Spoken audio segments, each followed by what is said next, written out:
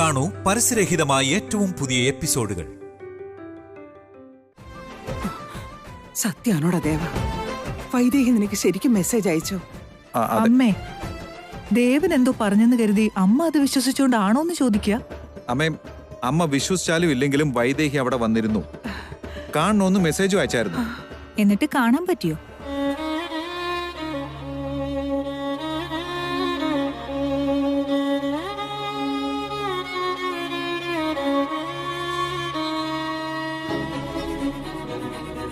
പറയേ, കാണാൻ പറ്റിയോന്ന്.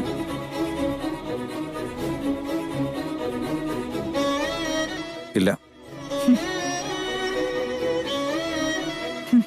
ഉണ്ടെങ്കിലല്ലേ കാണാൻ പറ്റുള്ളൂ. ഇനി വൈദേഹി വന്നെന്ന് തന്നെ ഇരിക്കട്ടെ, അവളെന്തിനു മെസ്സേജ് അയക്കണം? നേരെ വീട്ടിലേക്കല്ലേ വരിക. ഇവിടേക്ക് അവള് വരില്ല അമ്മേ. അങ്ങനെ വരാൻ പറ്റിയൊരു അവസ്ഥയല്ല ഇവിടെയെന്ന് അവൾക്ക് നന്നായിട്ടറിയാം. ഇന്ന് ഞാൻ ആ ഹോമത്തിന് പോകാതിരിക്കാൻ എത്ര ബുദ്ധിപരമായ തടഞ്ഞത്. അപ്പൊ നിങ്ങളുടെയൊക്കെ ഉദ്ദേശം എന്താ?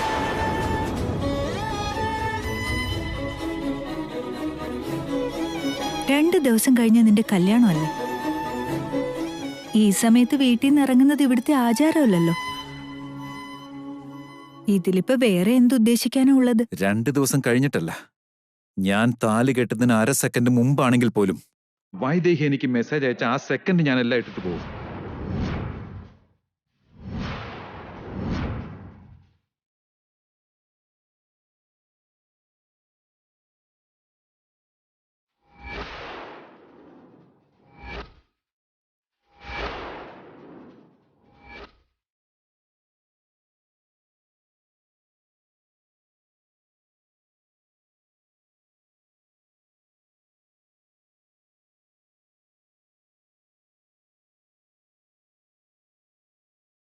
അപ്പോ കല്യാണം കഴിക്കാൻ യാതൊരു ഉദ്ദേശവും ഇല്ല.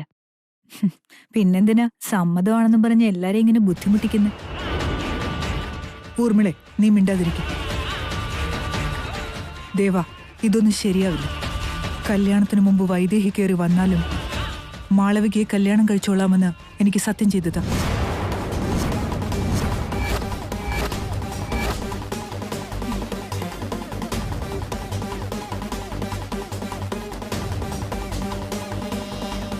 അതിന്റെ ഒന്നും ആവശ്യമില്ലമ്മേ. കഴിഞ്ഞ പ്രാവശ്യം കല്യാണം മുടങ്ങിയതും വൈദേഹി ഉണ്ടായിരുന്നുകൊണ്ടൊന്നും അല്ലല്ലോ, അവൾ ഇവിടുന്ന് പോയതുകൊണ്ടല്ലേ. അതൊന്നും എനിക്കിപ്പോ അറിയണ്ട. മാളവികയെ കല്യാണം കഴിച്ചോളാന്ന് ഇപ്പൊ എനിക്ക് നീ സത്യം ചെയ്യണം.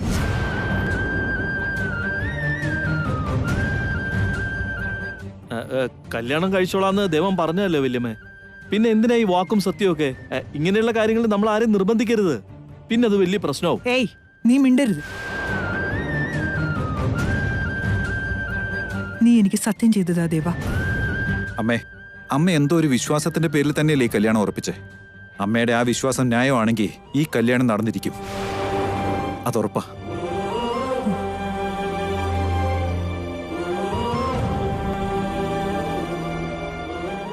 മാളവികയെ കല്യാണം കഴിക്കുന്നത് തന്നെയാണ് ന്യായം. അത് നിരസിക്കുന്നതാണ് അന്യായമാകുന്നത്. സത്യം ചെയ്തതാ.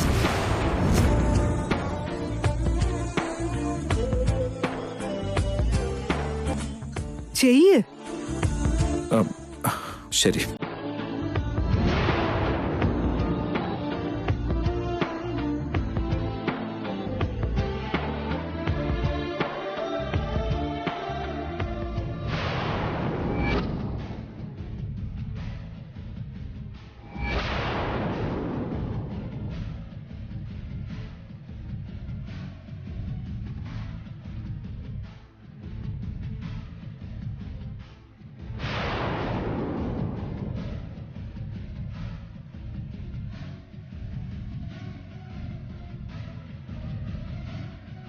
സത്യം ചെയ്യേണ്ടി വന്നല്ലോ എന്നോർത്ത് ദേവേട്ടൻ പേടിക്കണ്ട.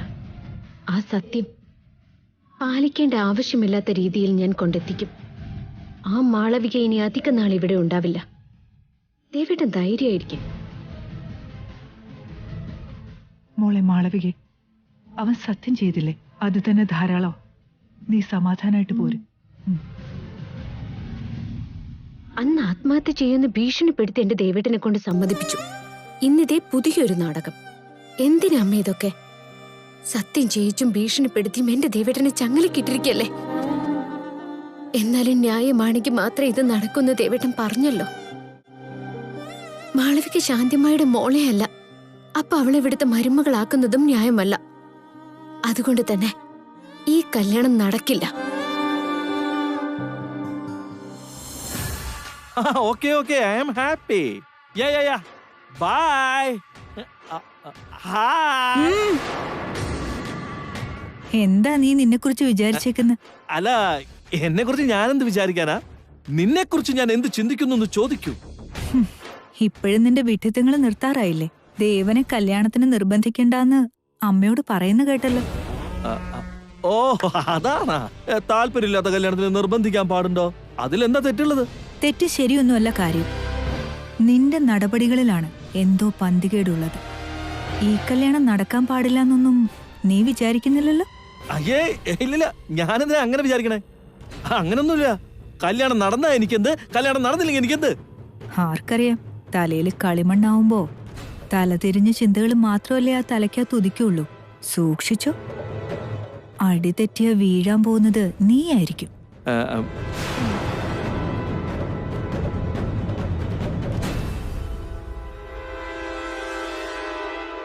ഞാനല്ലടി പെണ്ണെ വീഴാൻ പോകുന്നത്.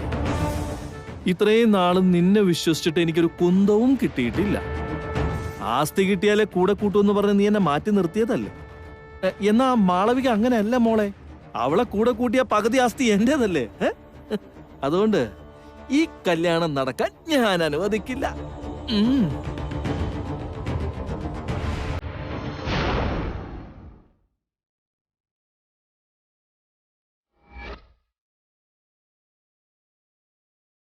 ഞാൻ എന്തുകൊണ്ട് ദേവേട്ടന്റെ മുന്നിലേക്ക് വരുന്നില്ല എന്ന് മനസ്സിലാവുന്നില്ല എന്ന് പറഞ്ഞില്ലേ? എന്നെ കണെങ്കിൽ ഇപ്പൊ ഇവിടേക്ക് വരൂ. ഒരു പെൺകുട്ടി എന്റെ ഫോൺ മേടിച്ചൊരു മെസ്സേജ് അയച്ചിരുന്നു.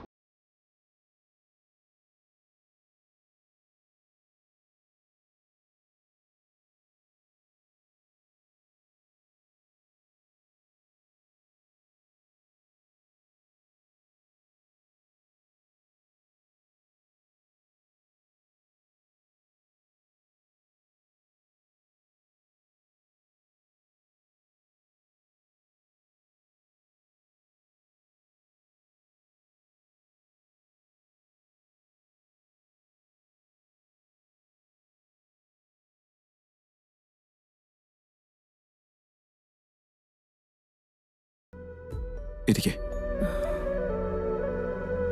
വൈദേഹി നിനക്ക് ശരിക്കും മെസ്സേജ് ഇട്ടിരുന്നോടാ മോനെ? ഞാൻ എന്തിനാ നിങ്ങളോട് കള്ളം പറയുന്നേ? എന്തോ വൈദേഹി അവിടെ വന്നു ഉറപ്പാ. മാത്രല്ല, അവൾ എന്നെ കാണണമെന്ന് പറഞ്ഞ് മെസ്സേജ് അയച്ചതാ. പക്ഷെ ഞാൻ പറയുന്ന ആരും എന്തുകൊണ്ട് വിശ്വസിക്കുന്നില്ല. എന്നിട്ട് എനിക്ക് ഭ്രാന്താന്ന് പറയുക. ഈ കഴിഞ്ഞ 6 മാസമായിട്ട് ഞാൻ ഇങ്ങനെയൊക്കെ പെരുമാറുന്നത് ഇവരാരെങ്കിലും കണ്ടിട്ടുണ്ടോ? അങ്ങനെയൊന്നും ഇല്ല എന്തു. കാരണം ആ സമയത്ത് വൈദേഹി ഇവിടെ എങ്ങും വന്നിട്ടില്ലായിരുന്നു.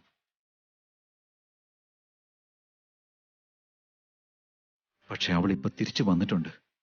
അതെനിക്ക് മനസ്സിലാക്കാനും കഴിയും. ആര് വിശ്വസിച്ചാലും ഇല്ലെങ്കിലും ഇന്ദുവിന് എന്നെ വിശ്വാസമാണല്ലോ. ഞാൻ വിശ്വസിക്കാം. എന്നിട്ട് എന്താണ് അവള് നിന്റെ അടുത്ത് വരാത്തെ? എന്തുകൊണ്ട് വീട്ടിലേക്ക് വരുന്നില്ല?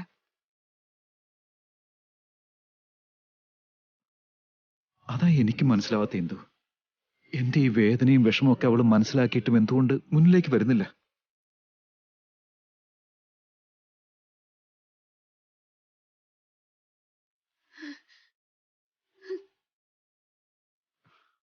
എന്നോട് സ്നേഹം ഉണ്ടായിരുന്നെങ്കിൽ വരുമായിരുന്നല്ലോ.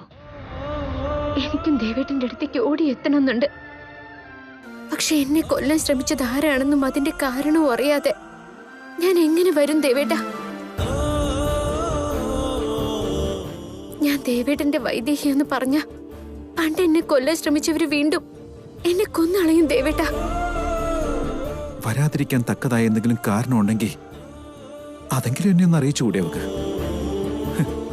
എന്റെ ജീവൻ പണയം വെച്ചിട്ടാണെങ്കിലും ശരി, അതിനൊരു പരിഹാരം ഞാൻ കണ്ടെത്തില്ലേ? അതും അവള് ചെയ്യുന്നില്ല. ഇപ്പൊ ഞാൻ എന്താ ചെയ്യേണ്ടതെന്ന് പോലും എനിക്കൊരു പിടിയും കിട്ടുന്നില്ല.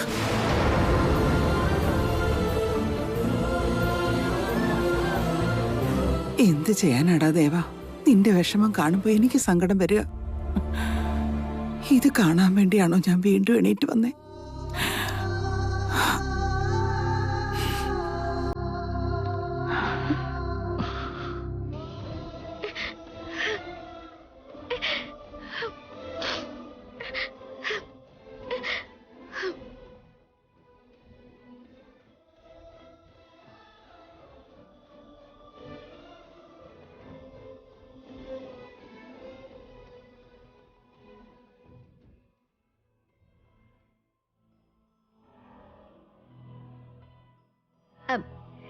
ഇന്ദുമ്മേ,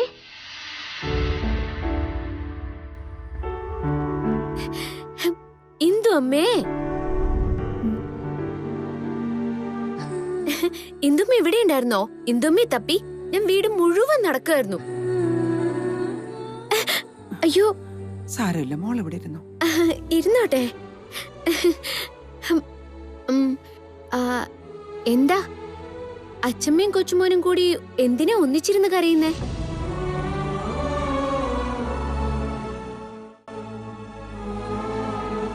ആ, ഇപ്പഴല്ലേ കാര്യം പിടികിട്ടിയേ. വൈദേഹിയെ കാണുന്നില്ല എന്നും പറഞ്ഞ് കൊച്ചുമോൻ കരയുന്നത് കണ്ടപ്പോ ഇന്ദു അമ്മയ്ക്കും കരച്ചിൽ വന്നു കാണും അല്ലേ? എനിക്കറിയാം.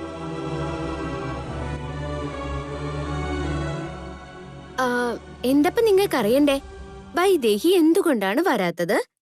അവള് ദേവേട്ടിനെ കുറിച്ച് എന്താ ചിന്തിക്കുന്നതെന്നല്ലേ? ഞാൻ പറയട്ടെ, എനിക്കറിയാം. നിനക്ക് എന്തറിയാന്നാ? അറിയാന്ന് പറഞ്ഞാ വിശ്വസിക്കണം.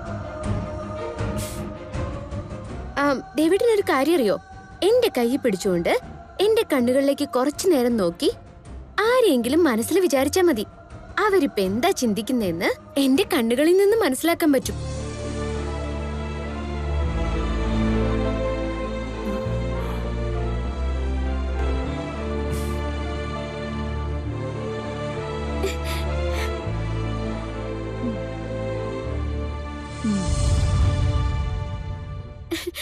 എന്റെ ഫ്രണ്ട്സ് എപ്പോഴും പറയൂ ഇത്.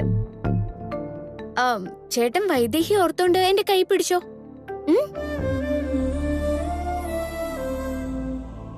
ദേവാ, നമുക്കിതൊന്ന് പരീക്ഷിച്ചാലോ? നീ അവളുടെ കയ്യിലൊന്ന് പിടിച്ചേ. മോള് വാ, ഇവിടെ ഇരിക്കെ.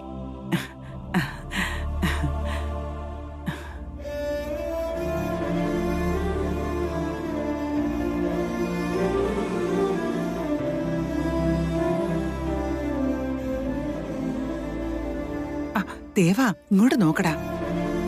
അവളുടെ കയ്യിലേക്ക് പിടിച്ചേ. പിടിക്ക, പിടിക്കടാ.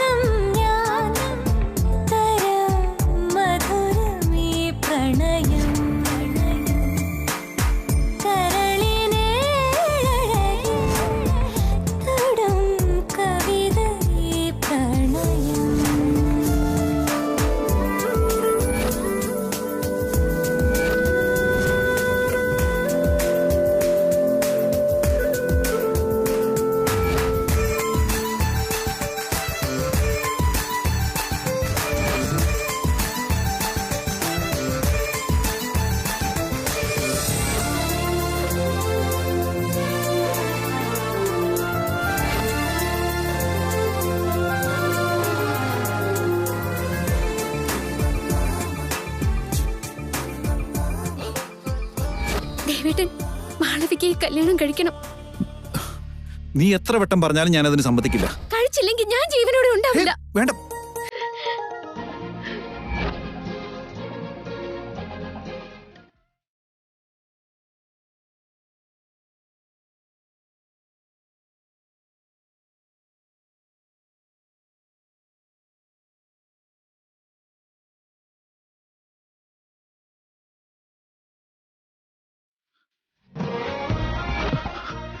എന്റെ മനസ്സാകെ വിഷമിച്ചിരിക്കുക. ഒന്നെന്നെ കെട്ടിപ്പിടിക്കൂ വൈദേഹി.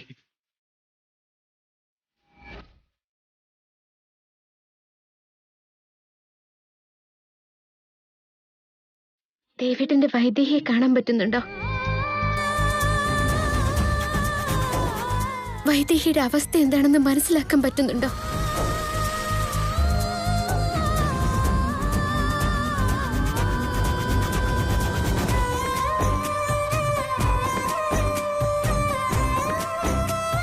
അവള് സന്തോഷിക്കുന്നില്ലല്ലോ. അവൾക്ക് കണ്ണുനീര് മാത്രല്ലേ ഉള്ളൂ. കണ്ടോ, ദേവേട്ടനെ നകന്നിരിക്കാൻ കഴിയാതെ, അടുക്കാനും പറ്റാതെ ദേവേട്ടനേക്കാൾ ഒത്തിരി അവള് വിഷമിക്കുന്നുണ്ട്. മനസ്സിലാക്കുക ദേവേട്ട.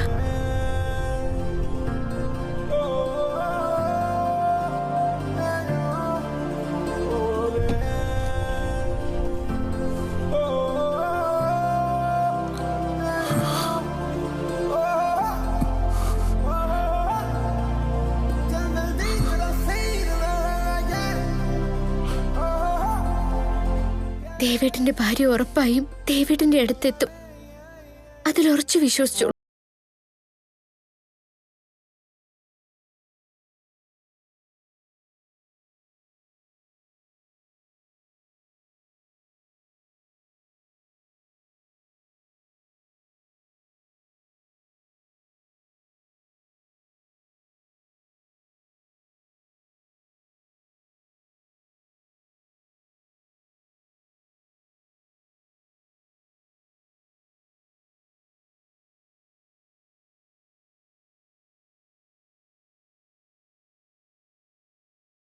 ഈ വീട്ടിലെ മറ്റുള്ളവരും കൂടെ ഒന്ന് മനസ്സിലാക്കിയിരുന്നെങ്കിൽ.